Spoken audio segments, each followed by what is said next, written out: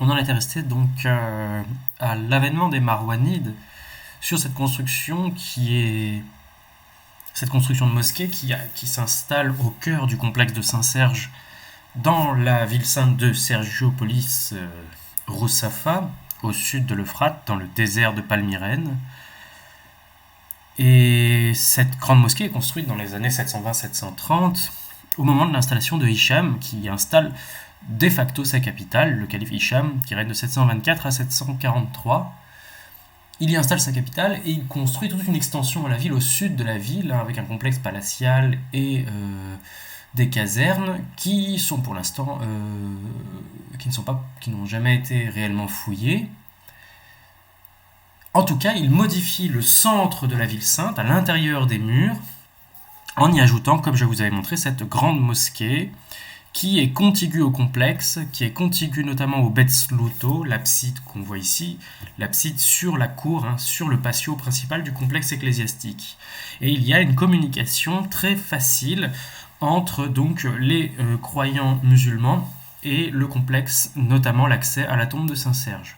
Ce qui s'explique assez bien lorsqu'on constate que Saint-Serge a un rôle dans l'exégèse coranique primitive, chez notamment Muqatil ibn Sulaiman. Il a le rôle d'un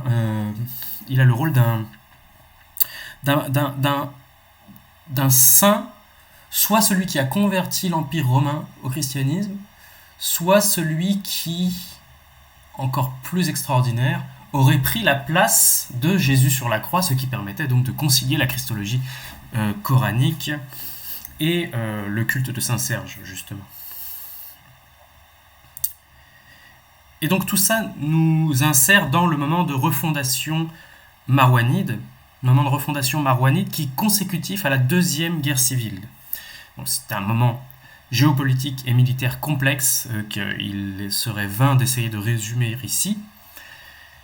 Toujours est-il qu'une branche de la famille omeyyade, des cousins de Muawiyah et des cousins du calife Othman, le troisième calife bien guidé, prennent le pouvoir, parviennent à conserver le pouvoir à Damas en 684 et au cours des années 690 reprennent progressivement le contrôle de l'Irak et de l'Arabie et s'allient donc avec le pouvoir en Égypte.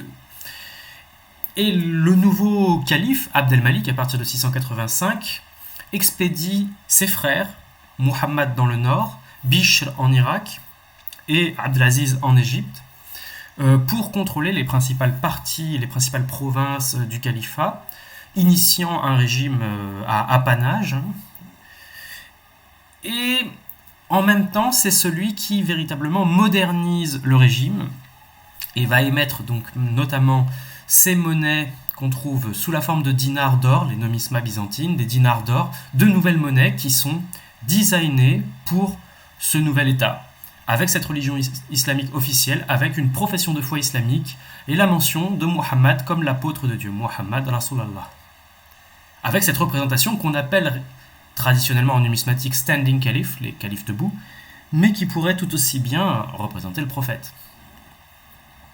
Cette phase donc de calife debout date des années 690 et à partir de 697 on passe à une nouvelle phase, une nouvelle réforme, une seconde réforme, et on passe à l'épigraphique complet avec donc un aniconisme revendiqué. Aniconisme qu'on retrouve également dans les mosaïques du dôme du rocher que vous voyez ici, dôme du rocher qui est construit donc juste à côté de la coupole de la chaîne. Le dôme du rocher qui a la même structure que le martyrion de la Katisma, entre Bethléem et Jérusalem, mais ici qui est donc sur l'esplanade du temple, qui est une sorte de nouveau temple de Jérusalem, comme vous pouvez voir les représentations du temple de Jérusalem dans les manuscrits syriaques du VIe siècle, et qui est couvert de mosaïques murales complètement aniconiques, sans personnages figurés, avec des mises au point christologiques précises, qu'on voit par ici, comme par exemple ici. Le Messie, Jésus, n'était que l'apôtre de Dieu. C'est écrit ici. Et on a aussi comme vestige du règne d'Abd el-Malik un certain nombre de bornes miliaires qui ont été installées un petit peu partout, le long des routes, tous les milles, le long des routes qui s'éloignent des principales capitales.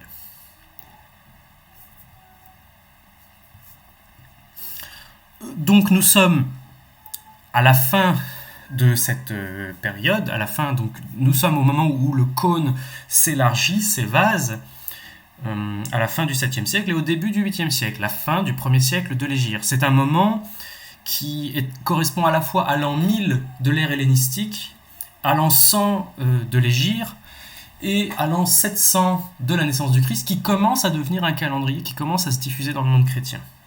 L'idée du calendrier depuis la naissance du Christ. Et cette convergence nourrit des attentes eschatologiques et des craintes apocalyptiques et des attentes messianiques, qui vont se cristalliser au cours donc de la période d'anarchie et de grande violence de la Deuxième Guerre civile des années 680, de l'épidémie de peste terrible qui a lieu à cette époque-là, mais qui vont également se matérialiser dans l'attente du côté arabo-musulman d'une conquête de l'Empire romain, après que les chrétiens aient abandonné d'une certaine manière, au cours de cette Deuxième Guerre civile et dans le prolongement de cette Deuxième Guerre civile, l'espoir d'une reconquête romaine et d'une conversion de l'empereur romain à la bonne religion, au bon christianisme. 717, c'est le siège de Constantinople par Maslama.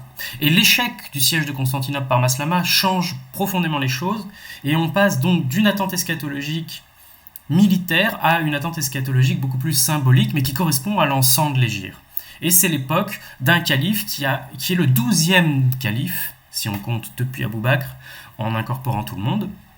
Et ce 12e calife est sans doute le modèle de toutes les autres conceptions de 12e calife qu'on va retrouver, et notamment dans le chiisme imamite duodécimain. Donc c'est un moment très important, et c'est un moment qui est aussi celui de l'irruption de l'iconoclasme à Byzance. Donc l'aniconisme musulman arrive très peu de temps avant l'iconoclasme byzantin. Or, l'iconoclasme byzantin est promu par une nouvelle dynastie, qui est la dynastie isorienne, qui arrive au pouvoir au moment même du siège de Constantinople par les Arabes. Et de là à dire qu'il a été plus ou moins placé comme candidat favori des Arabes et qu'il est leur protégé, il n'y a qu'un pas, d'autant plus si on sait que Léon l'Isorien est en fait qualifié de Léon le Syrien dans les sources syriaques les plus anciennes, et que ce sont les Byzantins qui ont modifié. Mais l'Isorie est de toute façon une partie de la Syrie, et que Léon, la famille de Léon, venait de Germanikia, Marash, qui est une ville du nord de la Syrie, et une ville où vivent une grande majorité de syro-orthodoxes, de monophysites de langue syriaque. Il n'y a donc pas vraiment de rupture culturelle entre l'espace byzantin et l'espace syrien sous autorité omeyyade, encore en ce début du 8e siècle. Et c'est important, ces communications ont lieu. Donc nous sommes ici au moment de la construction du Dôme du Rocher, après la Deuxième Guerre civile, après la fin de Muawiyah en 680, la mort de son fils Yazid en 683, et donc ce commandeur des croyants, cet émirat marwanide, émerge dans l'intervalle, avec notamment le califat d'Al-Walid, un petit peu avant le siège de Constantinople, Al-Walid, qui est probablement, en tout cas c'est ce que donnent les recueils de poésie, le premier à se faire qualifier aussi de calife de Dieu, de lieutenant de Dieu sur terre, un titre qu'il emprunte directement à la phraséologie romaine, byzantine, Khalifat Allah, et non pas le Khalifat Rasul Allah, et non pas le successeur du prophète de Dieu, comme l'historiographie sunnite le définit au 9e siècle. Les titres qu'on trouve jusqu'à la fin du 8e siècle, c'est bien lieutenant de Dieu sur terre, lieutenant de Dieu. Alors voilà, on a deux magnifiques représentations de ces bornes miliaires, dont on voit qu'elles sont pas modélisées, il y a différents modèles possibles. On voit qu'ici, ils se sont repris à deux fois, qu'ils ont fait un premier alignement, et puis un deuxième alignement, finalement, un peu plus écarté. Ici, on voit que c'est beaucoup plus décoré. On voit donc des inscriptions beaucoup plus décorées, avec un arbre de vie, avec deux rinceaux de vigne qui s'échappent d'un cratère, donc une représentation de mosaïque typique des églises de l'époque.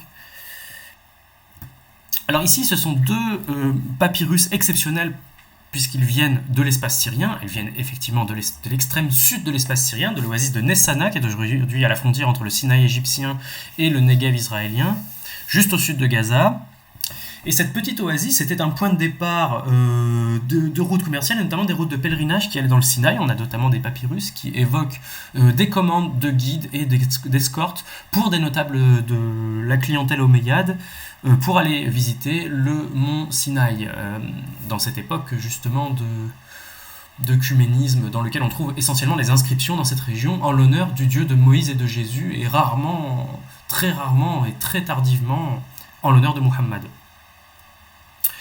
Et ici, donc, on a des listes de distribution de soldes où les soldats sont enregistrés avec leur nom, le nom de leur père et taux de telle tribu, taux telle tribu, taux telle tribu. Donc, avec le nom de leur regroupement, de leur garnison. Ils sont, ce qui est une preuve de l'enregistrement. Et ici, donc, on est sur des grammata, des ordres écrits, et chacun est enregistré sur ordre, souvent d'Abdel Malik, mais pas seulement, d'autres membres de la famille. Abdelaziz est mentionné, Mohammed ibn Marwan, je crois, est mentionné également. Et donc, en fait, ce sont des réactualisations des listes des soldats, réactualisation également de la solde, du versement de la solde, qui est vraiment centrale. Alors ici, dans ces listes de Nessana, on voit qu'on a une grande majorité de gens qui sont originaires, qui sont des immigrants, des soldats enrôlés pour les légions et qui viennent d'Arabie du Sud, voire des montagnes du Yémen, des populations qui ne sont même pas de culture nord-arabique, des populations qui s'arabisent au sens propre, à cette époque-là. Donc on a par exemple Ziyad, fils d'Abdallah, des Banu al-Harith ibn Ka'b. C'est une tribu qui est plus ou moins la tribu de référence de la cité de Najran, à la frontière entre le Yémen et l'Arabie Saoudite aujourd'hui. Immense oasis d'une trentaine de kilomètres de long, qui était à majorité chrétienne encore au début du 7e siècle.